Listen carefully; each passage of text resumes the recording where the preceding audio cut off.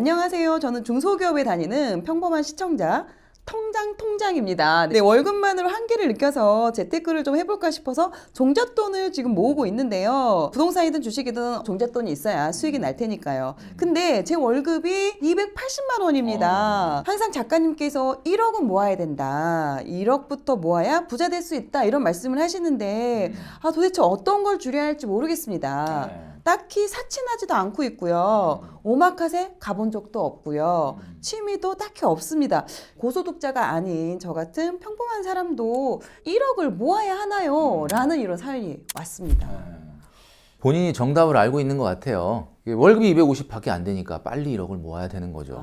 야, 그럼 뭐 1억만 모으면 모든 게 그냥 다 끝나냐? 뭐 약간 이런 느낌이 드는데 진짜 다 끝납니다. 제가 얘기하는 거는 1억이 있느냐 없느냐가 중요한 게 아니라 내가 지금 내 손으로 내 힘으로 모으고 있느냐가 중요하다는 거예요. 태도를 얘기하는 거예요. 옛날에 이런 책 있었죠. 아침형 인간. 아침에 일찍 일어나면 막 성공한다, 열풍이 불어갖고 막 다 새벽같이 일어나고 막 그랬는데 그 책을 잘못 읽으신 거예요. 그 책은 아침에 일찍 일어나면 성공한다라는 내용이 아니고 성공한 사람들을 만나보니 다 아침에 일찍 일어날 정도의 삶에 대한 태도가 확실하더라. 1억 정도를 모으려고 애를 쓰는 태도를 유지한다면 그것은 성공으로 갈 수 있는 지름길이 열린다. 이런 뜻입니다. 하나를 보면 열을 안다. 삶에 대한 태도가 중요하다라는 것처럼 재테크에서는 돈에 대한 태도가 중요하니까 20대든 30대든 40대 50대도 마찬가지예요. 1억 모으기 정도를 할 수 있는 정도의 어떤 저축에 집중을 하고 있다면 그분은 절대 재테크 실패 안 한다 라는 내용이 담겨 있는 겁니다. 280인데 그러면 구체적으로 어떤 방법으로 저축을 할 거냐. 지금 이분이 오마카세도 한 번도 가본 적이 없다 그랬잖아. 가셔야 돼요. 가라고요? 네, 돈을 모은 다음에 보상으로 가셔라. 예를 들면 이런 거죠. 올해 1,500만 원을 딱 모으고 성공하는 날 수고한 날을 위해서 뭐 50만 원 정도는 보상을 해라. 한우 오마카세를 가시든지 아니면 뭐 필요한 걸 사시든지 셀프 리워드가 들어있는 저축을 하시라는 거예요. 우리가 산에 올라갈 때도 중간에 경치 좋은 곳에서 사진도 좀 찍고 뭐 이러다가 올라가는 거지. 그걸 뭐 계속 안 쉬고 올라가는 건 아니잖아요. 오마카세를 아무 이유도 없이 가는 것은 안 되겠지만 고생한 나한테 보상 차원에서 가는 것은 좀 필요하다. 얼마를 어떤 방법으로 모을까를 말씀드릴까요? 네, 좋습니다. 어떻게 하느냐? 95만 원으로 시작을 하세요. 100만 원도 안 되는 돈이라니까? 딱 1년에 10만 원만 증액을 하는 거야. 자, 그러면 내년에 105를 하는 거야. 솔직히 이 정도는 할 수 있잖아. 100만 원 증액이 아니잖아요. 그 다음에 또 10만 원 증액을 하는 거야. 7년을 딱 가면 1억 2천이 되는데 여기서 하나 우리가 기억해야 될 건 일반 정기적금으로는 안 되고요. 청년 도약계좌가 들어가야 됩니다. 청년 도약계좌 70만 원에 일반 정기적금 25만 원 해서 95만 원으로 시작을 하고 내년에 10만 원 정기적금 증액을 하고 7년 딱 가면 1억 2천이 되거든요. 1억은 재투자를 하시고 500은 자랑스럽게 유럽 여행을 떠나라.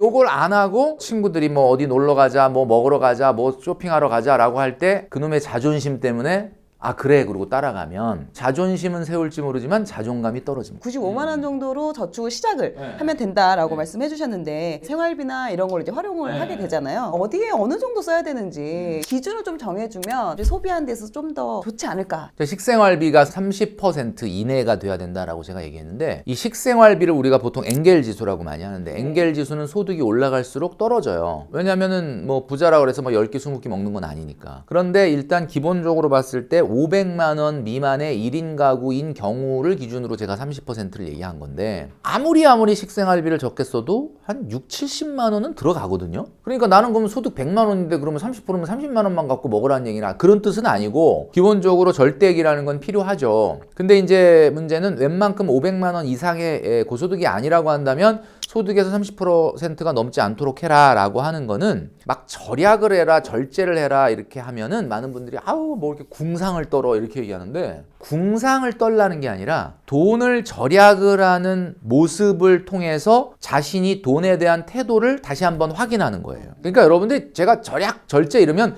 뭐 그거 뭐 절약해봐야 10만 원 20만 원밖에 안 되던데요 라는 그 금액이 중요한 게 아니라 여러분들의 돈에 대한 태도를 바꿀 수 있다. 이 세상에는 두 가지 종류의 사람이 있습니다. 첫 번째는 뭐냐? 저축을 하고 남는 돈을 쓰는 사람. 두 번째는 뭐냐? 돈을 쓰고 남으면 저축하겠다라는 사람. 만약에 여러분 후자라면 돈을 어디다 좀 아껴 써가지고 이렇게 좀 쓰고 나서 혹시 95만 원이 남으면 지금 멘토님이 얘기한 7년 만에 현재 화폐 가치로 1억 만들고도 500만 원 남는 그거 한번 해보자 이렇게 얘기를 하는데 그게 아니고 내가 먼저 저축을 하고 그리고 남는 돈으로 쓰자라고 하면 사실은 소비 관리는 별로 중요하지가 않아요. 제가 첫 월급을 90년대 후반에 155만 원 받았다. 그것도 재형저축 40만 원 떼고 나온 거거든요. 받은 월급에 124만 원을 저축했어요. 31만 원으로 생활이 됐기 때문에 124를 저축한 게 아니고 124를 하고 그냥 31만 원으로 살아보자 해서 31만 원을 쓴 거예요. 그때는 스마트폰도 없었고 인터넷도 없었고 택배도 없었고 배달도 없었고 놀토도 없었고 그러니까 충분히 저는 가능했거든요. 여러분이 선저축으로 바꾸신다면 사실 그 소비 관리는 크게 문제가 안 됩니다. 두 번째가 좀 전에 말씀드렸던 증액저축 마인드. 우리가 뭐 피트니스 센터 가서 무슨 운동을 할 때마다 오늘 이거 30회 했다. 그럼 내일도 또 30회 그 다음 날도 30회 하지는 않잖아요.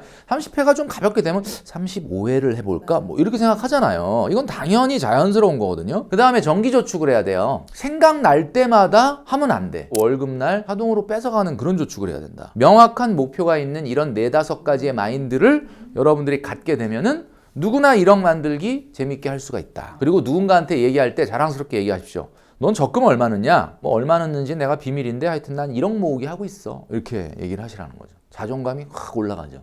내가 이번 달에 딱 95만 원 한 달치만 냈는데 벌써 생각은 1억 갖고 어떻게 그 다음에 무슨 투자를 하고 어떻게 할까 이 생각을 하는 거예요. 저축은 이렇게 즐겁게 하셔야 된다. 근데 이런 것도 있을 것 같아요. 우리가 일상에서 정말 관과하고 있는 소비 습관들이 또 은근히 많거든요. 이런 소비 습관을 좀 없애야 된다라는 게 있다면 어떤 게 있을까요? 그러니까 근본적으로 못 고치는 소비가 있어요. 제가 그러면은 간과할 수 있는 그 소비 10가지를 쭉 한번 말씀드릴게요. 자, 5위는 이제부터 좀 무거워지고 있는데 월소득의 10% 이내로 문화 레저비를 써야 됩니다. PT, 요가, 필라테스 같은 걸 많이 하니까 돈이 좀 많이 나가는 거. 4위는 월소득의 30% 이상 식생활비를 쓰지 마라. 아까 말씀드렸던 그 내용이고 3위는 이게 또 중요해요. 주거비인데 말 그대로 그냥 코스트예요. 사라지는 거예요. 소득의 15%입니다. 그럼 300이면은 45만 45만 원밖에 안 되는데? 여러분이 월급이 300인데 월세가 한 60, 70이야. 몸은 편해질지 모르지만 나는 몸이 힘들고 말지 마음이 불편한 걸 싫어하는 사람이에요. 여러분 어떠십니까? 저는요 몸이 조금 그냥 힘들고 피곤하면 뭐 잠도 잘 오고 더 그게 낫지 마음이 불편해. 내가 누웠는데 내가 300 월급인데 60, 70월 잠이 옵니까? 저는 안 오거든요. 나만 그러나 이거? 어려울 때는 어려움에 맞춰주는 게 맞는 거거든요. 내가 사업을 하는데 사업이 너무 안 돼. 힘들어. 매달 같이 골프 치는 친구가 있었어. 근데 그 친구가 전화 와. 야 이번 달에 어떻게 갈까? 그랬는데 친구야 나 이제 사업이 좀 어려워서 당분간 골프 못 칠 것 같아. 이렇게 얘기해야 이게 자존감이 올라가는 거지. 그놈의 자존심 때문에 알았어 언제 갈까? 따라가면 자존감 확 떨어집니다. 자존심 세우는 것 때문에. 그래서 한 달에 주거비용 15% 사실 25%도 난 사실 좀 불만이긴 해. 근데 이제 워낙 요즘 뭐 주거비용이 높다 보니까 요거 이내로 맞추시는 것이 좋다. 이런 경우는 어떨까요? 직주근접이긴 하지만 그 왔다 갔다 하는 시간을 내가 좀 소득을 높이는데 좀 이렇게 집중을 한다거나 이렇게 활용을 한다면? 그거 뭐 당연히 훌륭하죠. 왜 회사 근처로 이사 갔어? 그랬더니 월세가 한 50만 원 비싼데 내가 그 시간 세이브해갖고 통번역으로 주말에 아르바이트를 해서 소득을 한 100만 원 봅니다.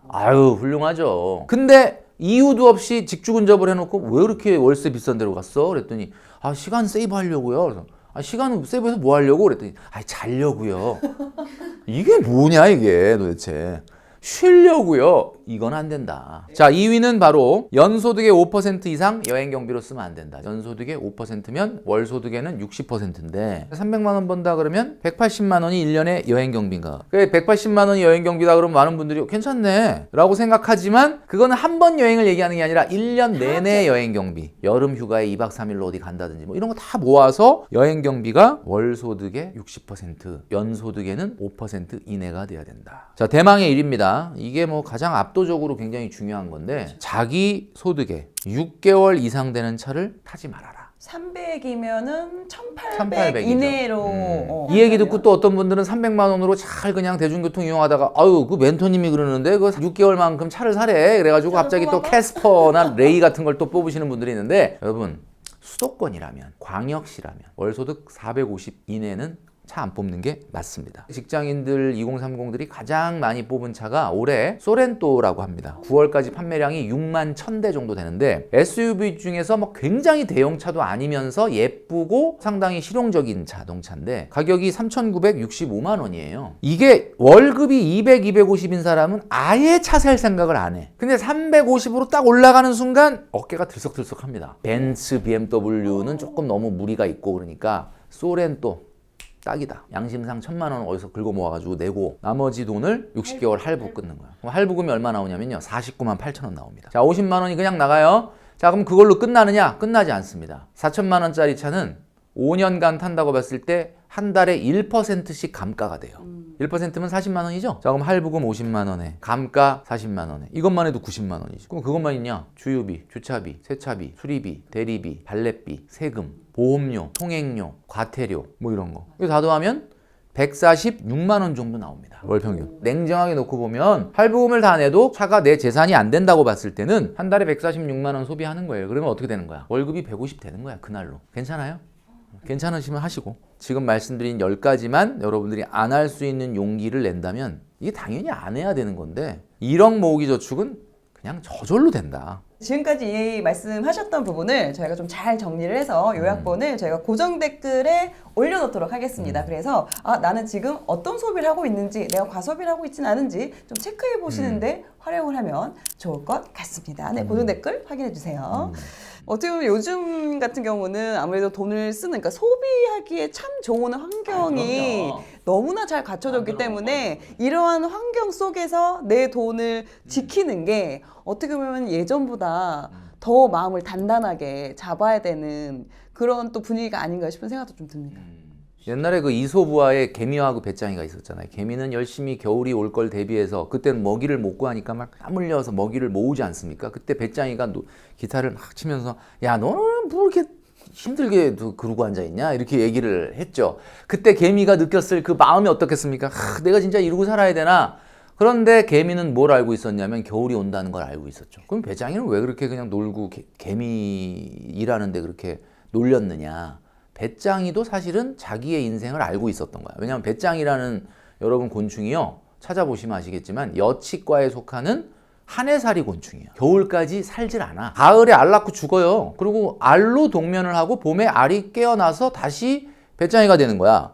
그러니까 배짱이는 본인의 라이프 사이클상 나는 겨울을 안 나 라는 걸 잘 알고 있기 때문에 그렇게 개미를 놀렸던 거예요. 그럼 여러분 지금 여러분들을 놀리는 너 뭐 그렇게 공상밖에 열심히 주말하고 그러냐 이렇게 하는 친구분과 여러분 한번 비교해 봤을 때 그 친구분이나 여러분이나 인생에 겨울이 있을까요 없을까요? 있거든요. 개미도 배짱이도 자기 인생에 무슨 일이 생길지를 너무나 잘 알고 있는데 그 놀리시는 친구들은 자기 인생에 무슨 일이 생길지를 몰라. 개미하고 배짱이보다도 못한 상황일 수도 있다. 여러분들이 그렇게 땀 흘려서 정말 지금 내가 이렇게 아끼는 거는요.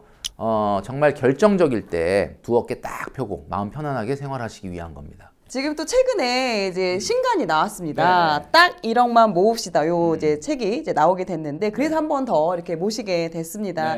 그 전에 책들에 비해서는 조금 그래도 속도감이 있게 나가는 것 같습니다. 지금 이제 한 달 반 정도 됐는데 4쇄 정도 찍었으니까 이 정도면 진짜 대단한 거다. 저도 상당히 나름대로 그래도 뭐 선전하고 있다는 생각이 들고 뭐 사실 저는 이 딱 1억만 모읍시다라는 책을 쓰면서 이게 어떤 특정 계층 그러니까 꼭 2030 같은 사회초년생만 읽어라라고 쓴 게 아니라 오히려 40, 50, 60 분들도 내가 마땅히 지금 어떤 투자를 해야 되지? 라고 생각하면서 어떤 좋은 아이디어나 인사이트가 없는 상태에서 그 시간을 낭비할 것이 아니라 일단은 기본적으로 저축을 하면서 투자에 대한 어떤 아이디어를 떠올려 보자.